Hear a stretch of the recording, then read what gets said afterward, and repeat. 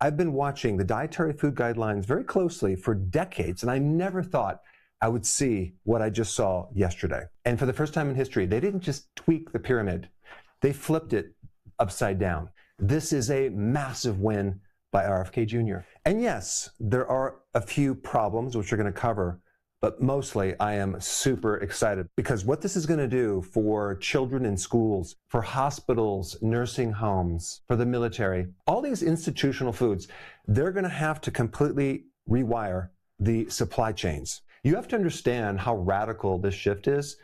For over 40 years, the foundation of our guidelines were the grains being the base, okay? I mean, I'm talking between 6 to 11 servings of grains every single day.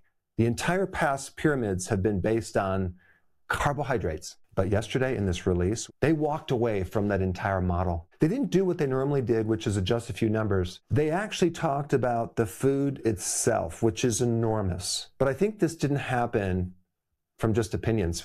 The data has been accumulating for years and years, and there had been a point where you just can't ignore it anymore. They now directly targeted in the crosshairs ultra-processed foods as being the primary driver of 90% of chronic disease. I'm talking about obesity, type 2 diabetes, fatty liver. For decades, the ultra-processed food companies were protected by silence, but now that's all gone.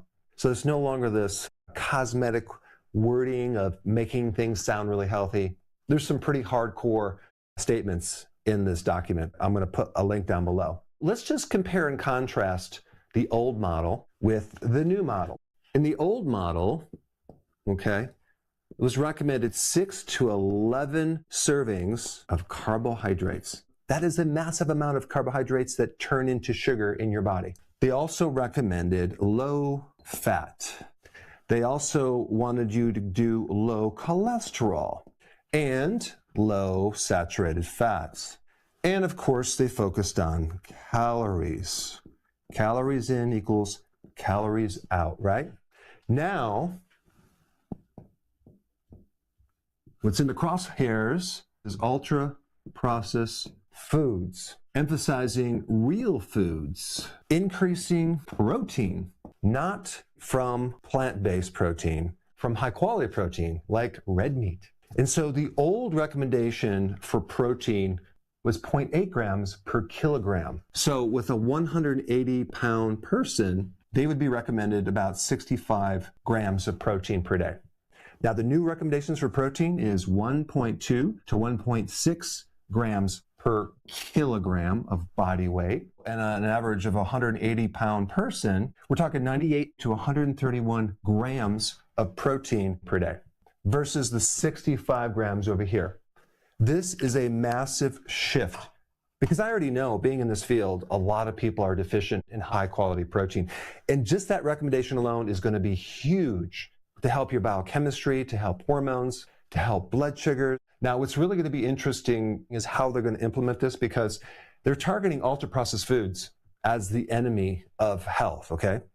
And so now, if you think about it, the entire foundation of our food supply is built on ultra-processed foods. Supply chains are geared towards delivering ultra-processed foods. Over 50% of our calories are ultra-processed foods. So I don't know how they're going to change that, but that's another problem of implementing these new recommendations. We've been for decades operating off of the wrong information. And the other delicate area I want to bring up is definitions. They are working right now on the definition of ultra-processed foods. And if I had my way, what I would start out doing is first talk about the definition of actual food. Not ultra-processed foods, but let's start with the definition of food because in another video I talked about this. What they did is they altered the definition of food and made it a legal definition, which basically means something that you eat that has nothing to do with the biological definition of food. So they're completely different. The legal definition of food is something that's edible and has a shelf-stable life, and that's pretty much it. It really has nothing to do with the biological definition, which has to support life. It has to help with growth and the repair of body tissue, but not the legal definition. So without getting that foundation, you can't then compare and contrast and then talk about what ultra-processed food is. If I had any input in it, I would start with going back to the biological definition of food, okay, and then anything that doesn't fit that, you can't call food. And that would be a huge game changer, because that would put a lot of awareness on things that you put in your mouth and get people to simply realize, just eat food, because this other thing over here is not food, because it cannot sustain health, life, it can't repair the body. It's going to basically create disease. Whoever controls the definition controls the outcome. They did this also with the definition of drug and disease, which I've talked about in other presentations, but the definition of food is very, very important. That which is eaten to sustain life, promote the growth and repair of tissues. The derivation means nourishment. Now, with all the good things that just happened, there's one main big missing piece of the puzzle, and that is the actual root cause of most chronic disease. I'm talking about insulin resistance. Now, some people are going to say, well, does it really matter? Because a lot of the foods that they're recommending and the changes will indirectly help prevent insulin resistance. That's true.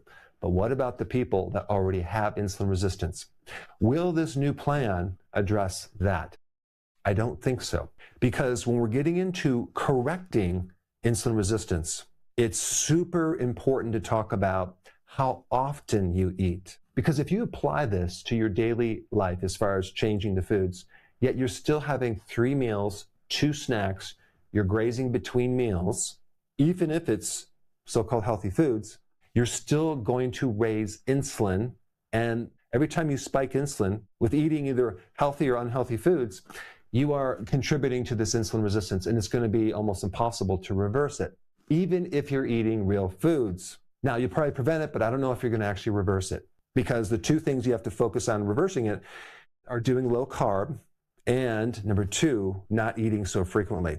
And so in the new dietary guidelines, insulin resistance wasn't mentioned. Also, they didn't get into intermittent fasting. But I'm telling you that so at least you'll know what you need to do to correct insulin resistance. And I really think the reason why they could not mention insulin resistance is because for years, they promoted a diet that actually causes insulin resistance. And for them to have to bring this up right now, it's incredibly embarrassing.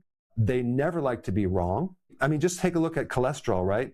In 2015, they very quietly removed the limits for cholesterol from our foods. Did they apologize for the last 40 years of telling us we had to get rid of cholesterol and go on statins? No, they didn't even mention that. But if you're talking 6 to 11 servings of carbohydrates, you're talking about a massive spike in insulin. And also, if they brought up insulin resistance, they would also have to admit this whole calories in, calories out is completely non-valid, because they don't focus on the type of calories, which are calories that increase insulin, which then causes insulin resistance. Now, the last little thing I want to talk about with the new recommendations is saturated fat. Unfortunately, they still put the cap at 10% saturated fat.